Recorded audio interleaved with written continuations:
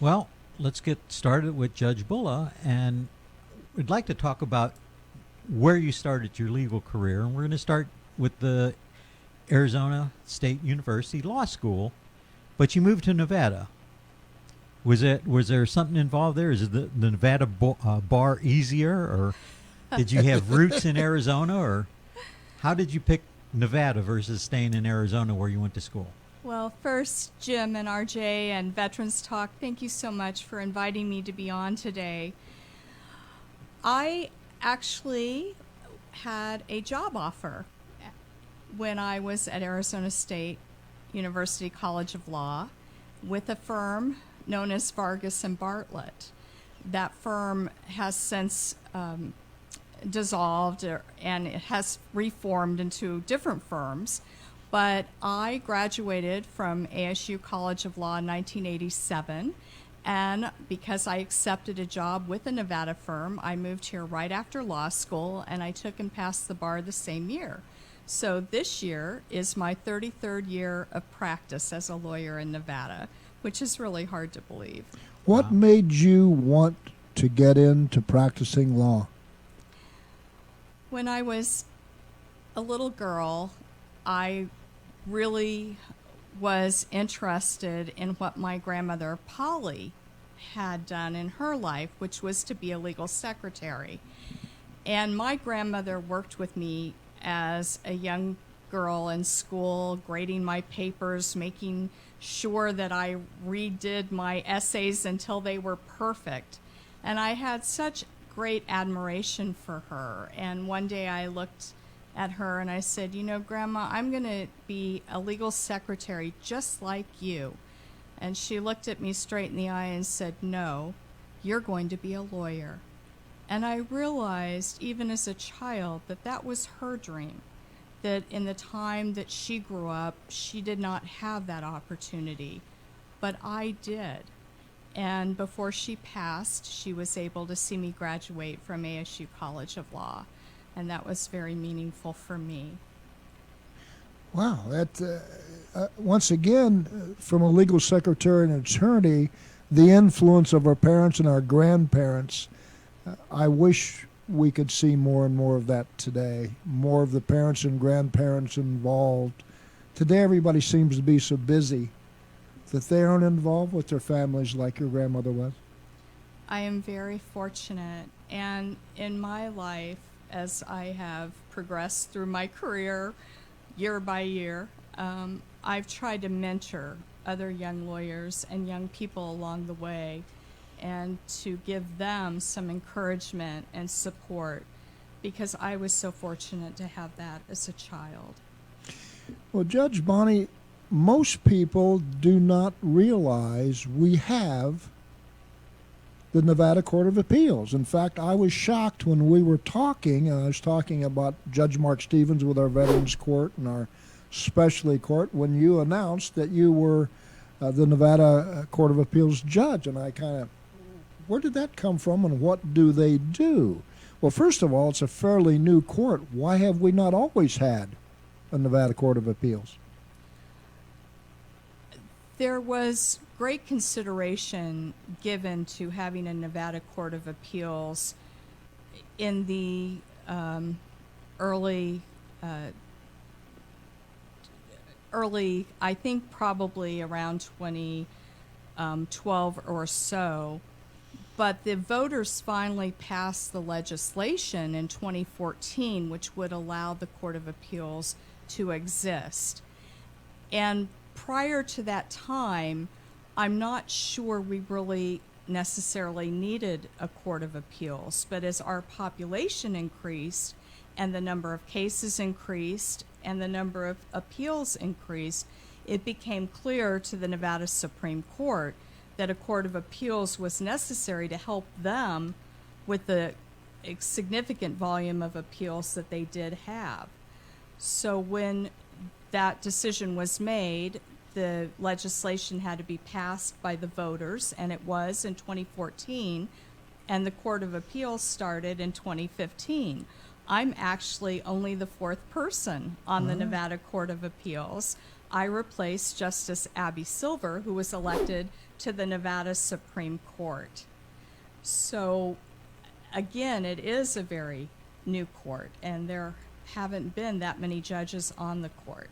We're 5 years old. And once again, for our listening audience, this is a nonpartisan position. Otherwise, you're not running under a party. You're simply running to retain your seat. You have 2 years, as I understand, left on your term. And so, please, we're not involved in politics here. We never have been, although we've had different representatives on to talk about specific issues or to educate, which is why we asked you to come on, to educate us about the Nevada Court of Appeals.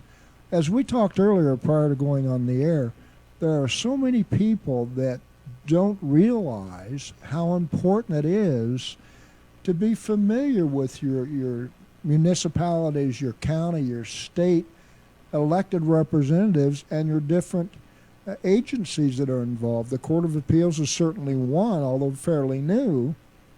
But if you would ask most people who an assemblyman was, they don't know. That impacts our life more than what happens on a federal level.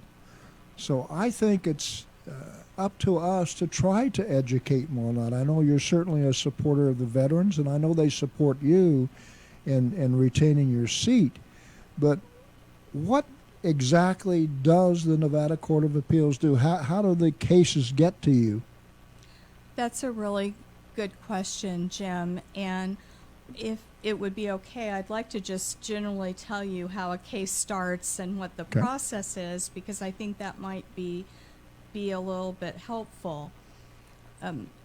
Let's assume someone is involved in an automobile accident case and someone's injured in that accident and someone else is responsible, and the injured party decides to sue the responsible party in district court. So they file a complaint or a lawsuit asking for damages or money, and then the person who caused the accident files an answer.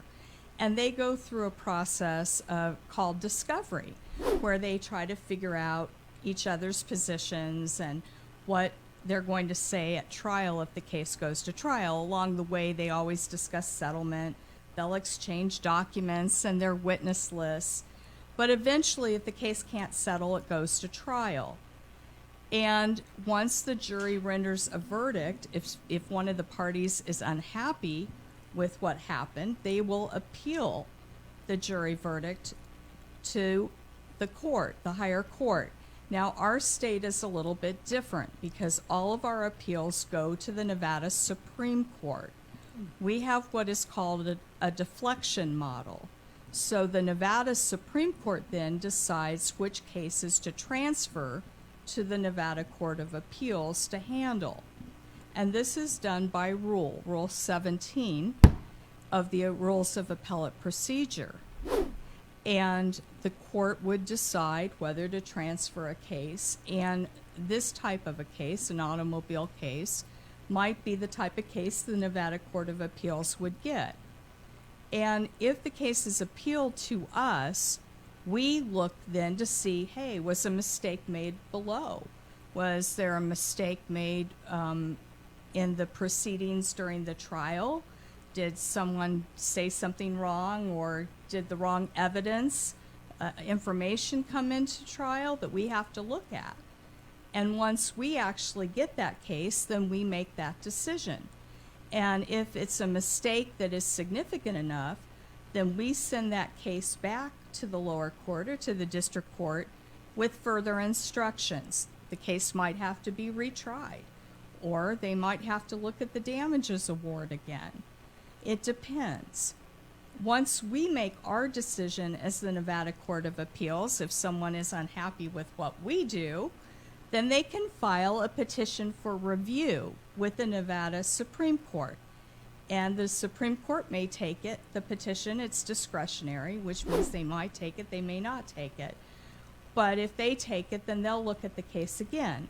Otherwise, if they say, no, we're not going to look at the appeal any further, then whatever decision we make will stand, and will go back to the district court or will be affirmed by us. It just depends on what we do with the case. So you're not making the final decision on the case. You're simply deciding to send that back to the court that it came from? Yes, unless we affirm.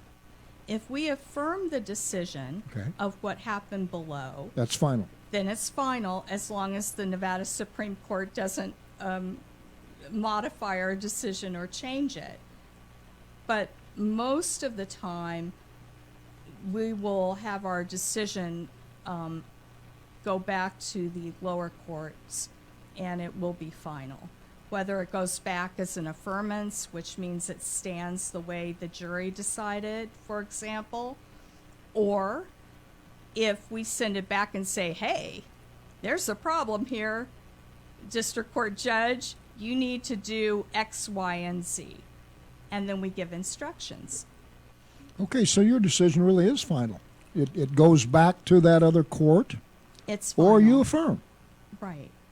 Well, okay, now we know the reason for the court. There would be so many cases that our Supreme Court would get that they couldn't possibly function. And that really was the issue, why it was determined, a Nevada Court of Appeals was needed to provide that additional support for the Supreme Court so we could handle the cases where the law was pretty well established and take some of that burden off the Nevada Supreme Court so they could handle the constitutional issues, the issues of significance for the state of Nevada. And hopefully we've helped to reduce their volume and handled a number of appeals in the process. So the Nevada Court of Appeals does not do trials like a normal court. No, we do not do trials. We don't find out what the facts are. That's for the lower court. Okay. We just review what the lower court did to see if there was a mistake that was made, whether the lower court applied the law properly or allowed the right information in at the time of trial. So we are looking back to see exactly what happened and if there was a problem that requires the case to go back to that court and for the judge to take further action. So that gives our Supreme Court the time they should be allowed to really function. To work on the matters that are assigned to them. Right. I mentioned earlier we receive our cases pursuant to Rule 17, and that same rule outlines the types of cases the Nevada Supreme Court keeps. For example, as the Nevada Court of Appeals, we will not handle death penalty cases or termination of parental rights cases or election law cases, just for a few examples. Those cases all stay with the Nevada Supreme Court. So if there was a harsh sentence, you would not hear that? That could not. We might hear that. We handle criminal, civil, and family law matters. There are just certain types of criminal appeals, such as the appeals that come as a result of a death penalty verdict. We would not handle that appeal if it was challenged. That stays with the Nevada Supreme Court. But we have certainly handled a number of criminal cases where the verdict is being challenged or the sentence is being challenged. So the growth of our state really dictates if you have an appeals court or not. It does. Several states still do not have court of 9 states, I appeals. believe. And most states with larger populations have what is a traditional model, where the cases go from the district court to the appellate court up to the Supreme Court. But again, we don't have that model because we don't have the need for it. What we have is all the appeals go to the Nevada Supreme Court, and then they decide which appeals to transfer to the Nevada Court of Appeals. So that's the deflection term you use. Right. They deflect it back to the appeal. Do you see that changing in the future? I don't see it changing in the foreseeable future, and I think a lot of it depends on, the population increase in the state of Nevada over time. Someday we may have a traditional court of appeals.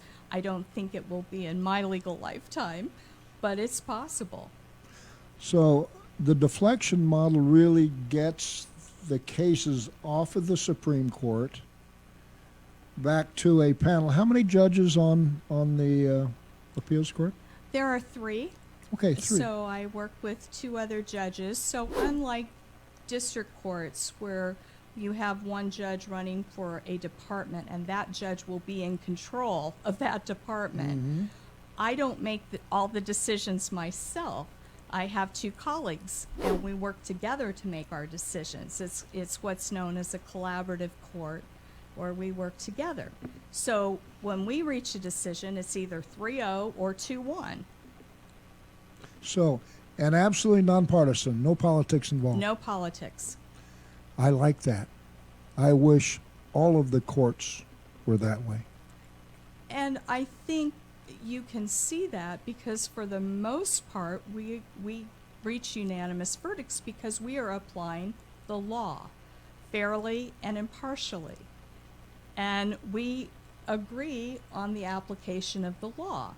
Now, there are cases where one of us will disagree, and that's to be expected. Sure. But for the most part, the law is applied the way the law is applied. So in the last fiscal year, and our years run from July 1st through June 30th, this last fiscal year, my colleagues and I resolved over 1,000 cases. Wow. That's a lot. That's a lot to take off of the Supreme Court and Yes. put into your part of it. You really have to be impartial. You really have to, even though you may have a personal opinion, you have to sit and look at all sides of that. And with 3 of you there's a pretty good chance it will be fair. We work really hard on making sure that we've addressed all the issues. I do think one of the important things to remember is that for the Court of Appeals, we are looking at what happened at the lower court. We're looking at what happened below. So we only can look at the record that we have on appeal. So we may not have everything that happened in the lower court, but we are just making our decision based on what the lawyers have submitted to us to take a look at. And we have to look at that record. It A sounds lot like to you sort have, out. sounds like you have a lot of reading to do to read through these cases. I read a lot. Luckily and fortunately, I enjoy reading. So. Well, you would have to. For our listening audience, we are on live today. Please give us a call if you have questions or comments of Judge Bonnie Bulla of the Nevada Court of Appeals. Again, we're not into the politics. I said that starting the show. This is a nonpartisan seat that she is running for, just a retainer seat. Give us a call locally at 702-257-5396 or out of the area. 800-414-1056. We would appreciate any questions or comments you have. RJ? I had something that's, I guess, kind of burning here that I just don't know how to really ask it. But when you get some of these cases, say from a lower court, and you see a reference that an attorney made for their client to support their view, and it's just way out there, when you send that back to the court, do you identify that, and do you have to send back maybe another case as a reference to say your attorney was not right, and this is why, because this case versus this case says he wasn't right? Does that make sense? Yes, it does. And actually, RJ, that's exactly what we do. We don't just send our orders back to the lower courts and say, hey, you have to fix this. We tell them exactly what needs to be fixed. And we will cite case law to explain our position. We'll cite to statutes or rules of procedure. And we do exactly somewhat of what you just summarized. That's what we do. So the court understands exactly what the proper law is to look at and what needs to be done. Okay, it sounds very similar to the VA appeals Yes, it does. that go through when you appeal a Sure. rating decision. So, Do you outright scold them if there's really abuse? I mean, the old Catholic nuns used to slap our hands with a ruler. We are very judicial in our approach. Well, maybe a club would be in order for some of this. we send it back, and we hopefully write it very diplomatically. Okay. Well, it sounds like we have a caller. Good afternoon. You're on the air. How are you today? Good. Good. Glad to see you on the show. Good. What's your question? Yes, I would like to ask on the Court of Appeals, is that kind of like the stepping stones? Her predecessor got appointed to the Supreme Court. Is that where most of the Supreme Court justices are going to be coming from now on? That's an excellent question, and the answer is not necessarily an easy one to give. We only have had one Nevada Court of Appeals judge go to the Nevada Supreme Court, and that was Justice Silver, whose place I took. I can tell you, Right. I don't have any plans to run for the Nevada Supreme Court. I love my job on the Nevada Court of Appeals. It is the job that I actually worked very hard for my whole legal career to be able to do, and I really enjoy it. Many of the other judges have come from district court, so the lower courts, and some of them have come from private practice. So I don't really think it will be a new trend that all the Nevada Court of Appeals judges will go to the Supreme Court. But we certainly did have Justice Silver be elected to the Nevada Supreme Court, having been on the Nevada Court of Appeals. Oh, it makes a lot of sense to step up because, like you said, you get all your cases from the Supreme Court, or most of them, and that gives you the experience to step up. Well, I really appreciate your question. Thank you so much for asking it. and that brings up Okay? Hey, Go something ahead. Yeah, go that's ahead, kinda RJ. Interesting. Now, you were appointed to your position, and then you got to retain your position through voting. How does that process work? Is a appellate judge always appointed, or are they elected? It depends. The first panel of appellate court judges, or the first 3 appellate court judges, were appointed by Governor Sandoval, and then they ran for election and were elected.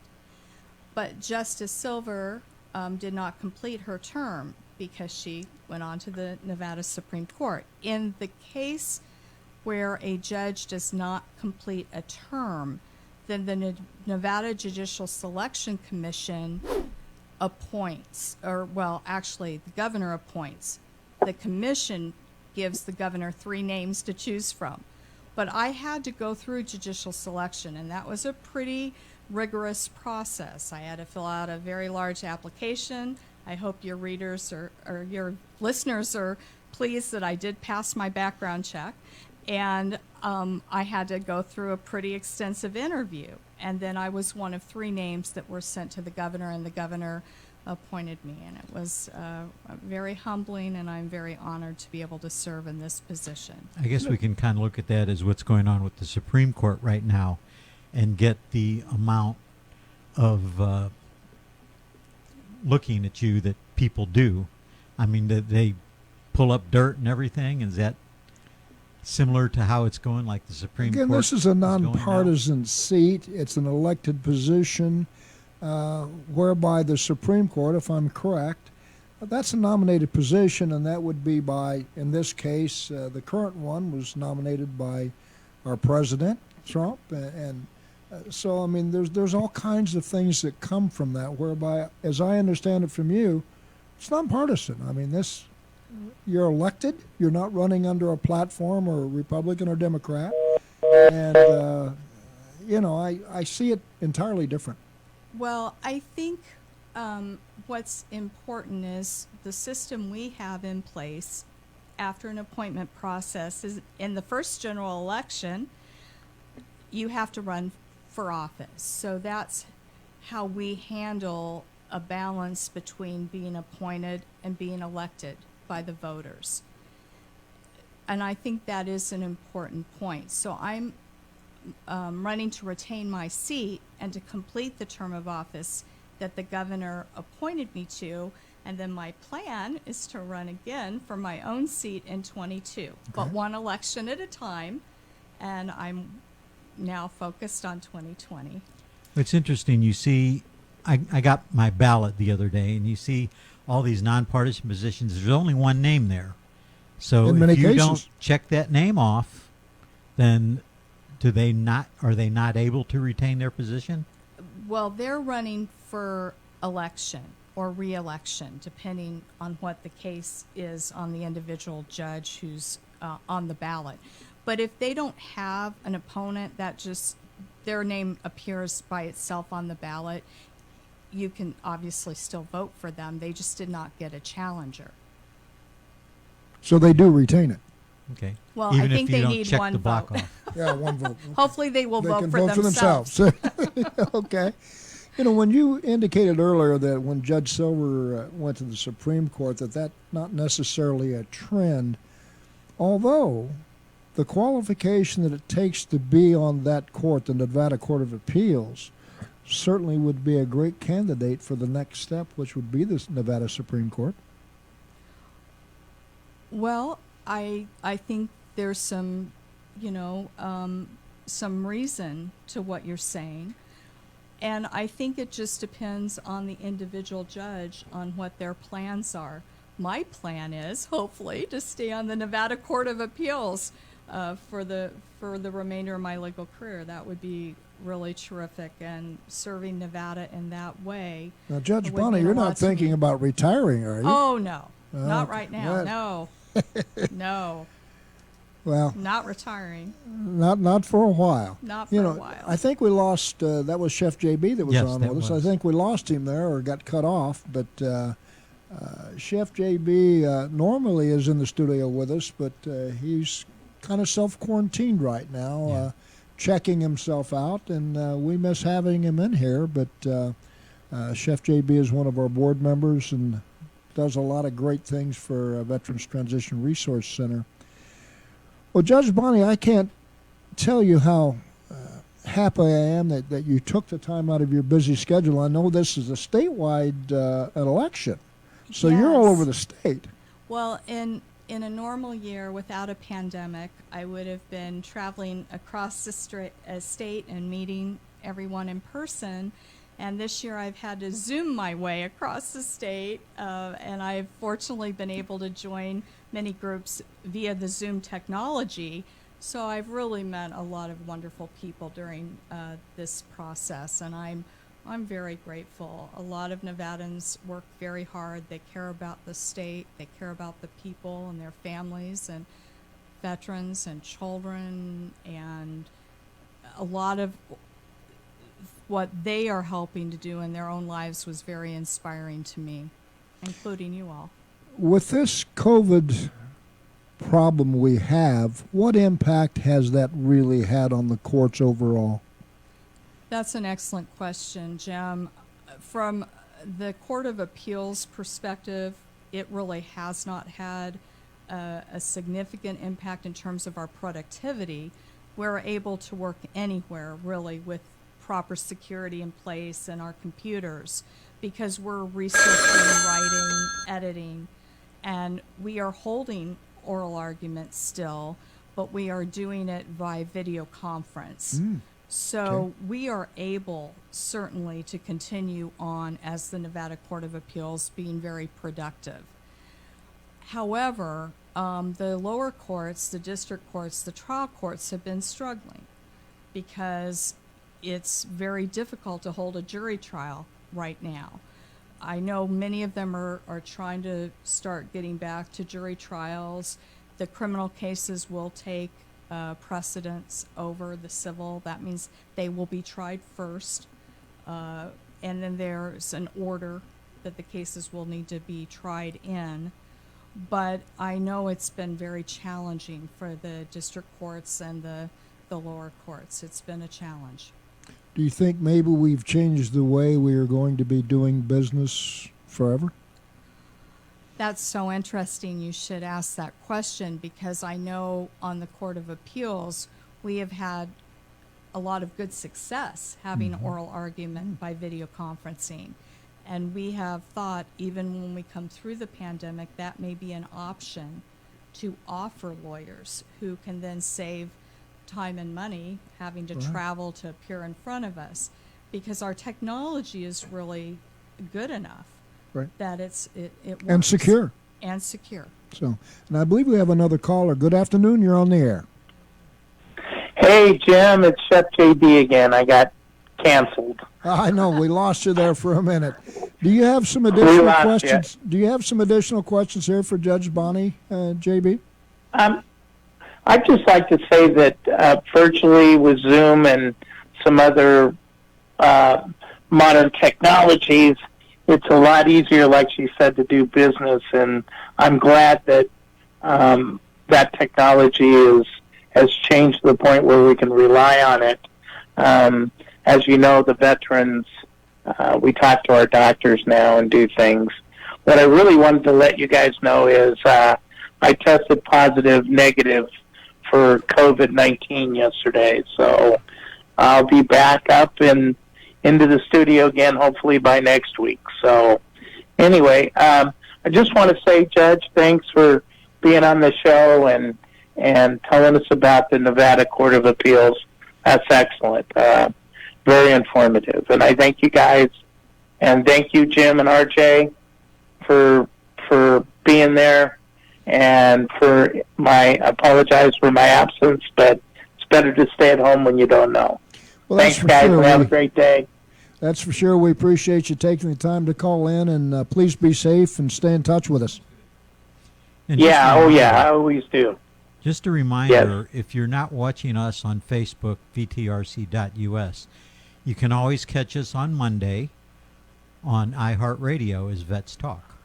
Right, exactly. Yep. And you might want to mention, if somebody wants to know more about Judge Bonnie Bulla and a little bit about her, what's your website, and how would somebody look something up and see who you are? Well, you are welcome to check out my website, which is judgebonniebulla.com, or my Facebook page, which is Retain Judge Bonnie Bulla, and find out more about me and find out what I'm up to. And that's Judge Bonnie Bulla, B-U-L-L-A. That, again, the Nevada Court of Appeals. She's simply running to retain her seat. Again, a nonpartisan spot, so we're not talking politics today. And once again, Judge Bonnie, I appreciate you taking the time. Again, I can't believe that we don't spend more time educating our citizens on local offices so we know more about it. Again, before we went on the air, we asked another individual who your assemblyman was. Didn't know. So that tells you something. These are people that represent you directly and have a direct impact, and you should know and become educated. The ignorance of the electorate scares me more than anything. You have politicians in and out. We have a chance to vote them out. We get rid of them. But when we have people that are simply waiting for somebody to tell them what they want to hear and they vote, that scares me. That's why we get into the messes we're in. Well, we talk about it all the time, Jim, that our official political position is educate yourself about all the candidates and then make your decision. I really don't care who you vote for as long as you looked at all the candidates for that office and made the determination on your own that this is the one I'm going to support. That's all we ask for. And RJ, I would just say that's all a candidate could ask for. That's what we would ask that you do, and Well, we would there's- certainly very much appreciate that. Yeah, there's no need for the mudslinging and all that. You just need to educate yourself. That seems to be the way of politics for how many decades now? It's sad. I don't, personally, we never get involved in politics or talk about our personal positions, but I don't want to hear the mudslinging. I want to hear the issues and what are you going to do about it. And unfortunately, we don't hear that. When I found out that yours was a nonpartisan office, I'm all for that. We love to educate here. The vets do support you. You're a supporter of the veterans. Again, much the same as Judge Mark Stevens. We've had Judge Stevens on the show a number of times, and the job that court does, the specialty courts overall. I mean, you're familiar with them. I am, and they are just such a vital process of our system. And I did attend a Veterans Court graduation, and before we were shut down with COVID, and it was just wonderful to see the success of the program. And we have to keep our specialty courts running and accessible. Well, when you use the term deflection model from the Supreme Court to the Nevada Court of Appeals, that's not a specialty court, but it certainly specializes in helping relieve and move the cases.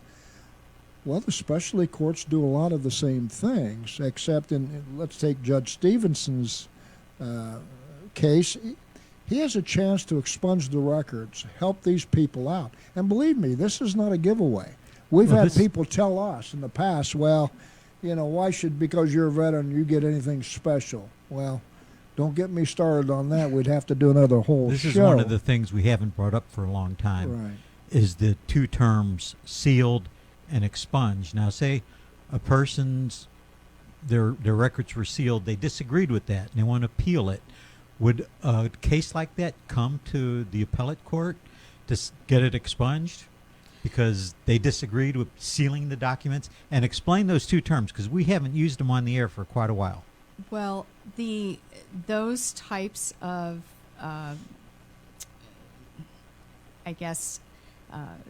desires to have your record expunged or sealed would go to the district court judges. It's not something the Court of Appeals might review it, and we have reviewed when a district court judge has made a decision whether or not to seal a case. But sealing means it's just sealed. Nobody can get to it. Expunging it is actually taking away the judgment or whatever the verdict was.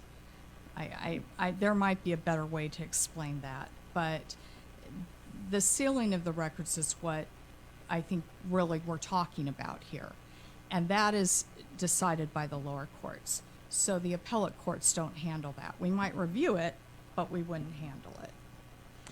Well, once again, I will have to say that our specialty courts, our Nevada Court of Appeals, they are very necessary if we want to move through these cases. There's so many people that complain about how slow justice is. And in many cases it is, but can you imagine if you didn't have the Court of Appeals, the specialty courts, how tied up these would be? We would never get anywhere. Well, I hope we've been making a positive difference, and I know the specialty courts have, and I hope the Nevada Court of Appeals has as well. We've certainly helped take the burden off of the Nevada Supreme Court by handling the number of appeals that we do handle every year. When you talked over 1,000 cases, I can't imagine what that would do to the Supreme Court trying to sort through that if they didn't have the Nevada Court of Appeals. It's unreal.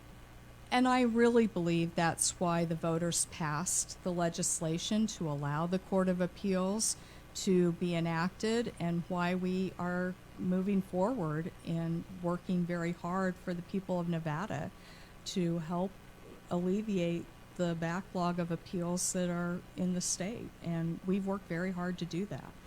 Well, we sure appreciate all of your effort, and again, We are visiting with Judge Bonnie Bulla with Nevada Court of Appeals. Judge Bonnie is running to retain her seat. We appreciate all of your effort. You certainly are qualified with your legal background, and I can't say how pleased we are to be able to get you on and talk about some of these things. RJ, anything final? We need to talk a little bit about some of our sponsors before we run out of time here. If you're watching on Facebook, our sponsors will be in the rolling credits at the end of the show. But once again, we can't overstress or understress your retronormal. In other words, you do the things that you learned as a child. If you cough or sneeze, catch it. Wash your hands frequently. Avoid touching your face. And if you're sick, by all means, stay home. Well, once again, we've talked about this every week on the show. We grew up with it, but sometimes we get a little bit lax. Now is not the time to get lax. We have to continue to be vigilant. This is far from over. And we all have to pull together, wear your masks. I mean, some people are saying, well, the masks really don't do anything. If it stops one germ that helps one person, it's worth it. Do all that you can, everybody, to get over this pandemic. We have a ways to go for a vaccine, although they're saying maybe by the end of the year. Who knows? But even once that's done, we still have time that has to be put out, manufactured. There's some time involved in this yet. Let's work with each other and help our brother. RJ? I've got nothing else today. Well, time has really gone by. As I told you when we went on, this is really easy. We like to educate. We appreciate you taking the time. Good luck on retaining your seat on the court. You certainly deserve that. You have your heart in it. Those are the kind of judges we need. Thank you so much, and it was a pleasure being with everyone today.